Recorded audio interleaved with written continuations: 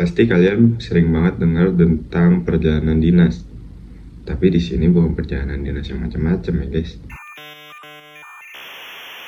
Di sini tentang perjalanan dinas yang bakal kita bahas, perjalanan dinas sebagai pengurang pajak. Nah, kita fokus pada PPh pasal 6 ayat 1 huruf A angka 4 yang membahas tentang gimana sih biaya perjalanan dapat mengurangi pajak bagi suatu perusahaan. Nah, jadi gini, setiap perusahaan pasti punya penghasilan, tapi juga pasti punya pengeluaran kan. Nah, untuk menghitung berapa pajak yang harus dibayar, ada aturan yang bilang, biaya tertentu boleh loh dipakai buat ngurangin penghasilan bruto. Nah, aturan itu ada di pasal 6. Semakin banyak biaya yang diakui, pajaknya bisa makin kecil. Dan salah satu biaya yang dapat dikurangkan adalah yaitu topik yang kita bahas ini, yaitu biaya perjalanan. Nah, apa sih bang itu biaya perjalanan? Sekarang gini, kalian bayangin, kalian adalah seorang karyawan yang kerja di suatu perusahaan dan disuruh bos kalian untuk meeting di luar kota. Anggap aja ke Surabaya.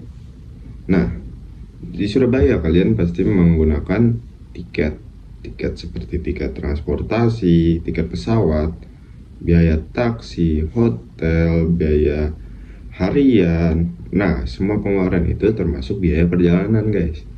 Tapi catat, biaya perjalanan itu yang boleh dikurangkan adalah yang benar-benar terkait dengan pekerjaan, bukan tiket ala-ala seperti liburan keluarga. Itu semuanya nggak bisa ya guys ya. Pokoknya hanya khusus untuk yang terkait dengan pekerjaan kalian.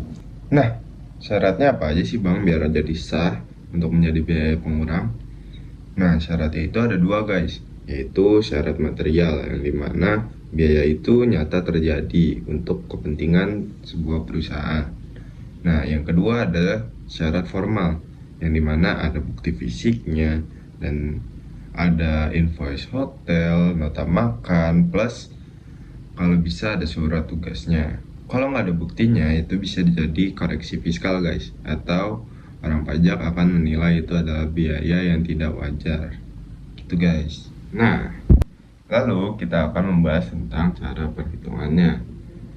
Jangan takut, gampang kok. Caranya gini, kalian mempunyai perusahaan. Contoh, kalian punya perusahaan mempunyai penghasilan bruto sebesar 500 juta dan memiliki biaya lain-lain sebesar 300 juta dan ada biaya perjalanan sebesar 3 juta. Nah, cara ngitungnya ada di sini. Nah, hasil dari ini bisa menjadi penghasilan neto yang nanti akan dikurangi tarif badan yang 22%. Makin besar biaya yang sah, makin kecil biaya yang dibayar. Simpel kan? Nah, ada pertanyaan yang sering banget muncul nih guys. Kak, biaya perjalanan itu dipotong PPh berapa sih? Jawabannya adalah biaya perjalanan itu sendiri nggak dipotong pajak guys. Karena itu bukan penghasilan seseorang, itu adalah beban perusahaan. Tapi kalau perusahaan pakai jasa travel agent, nah itu bisa terkena PPh 23 yang sebesar 2% dari jasa agen itu sendiri.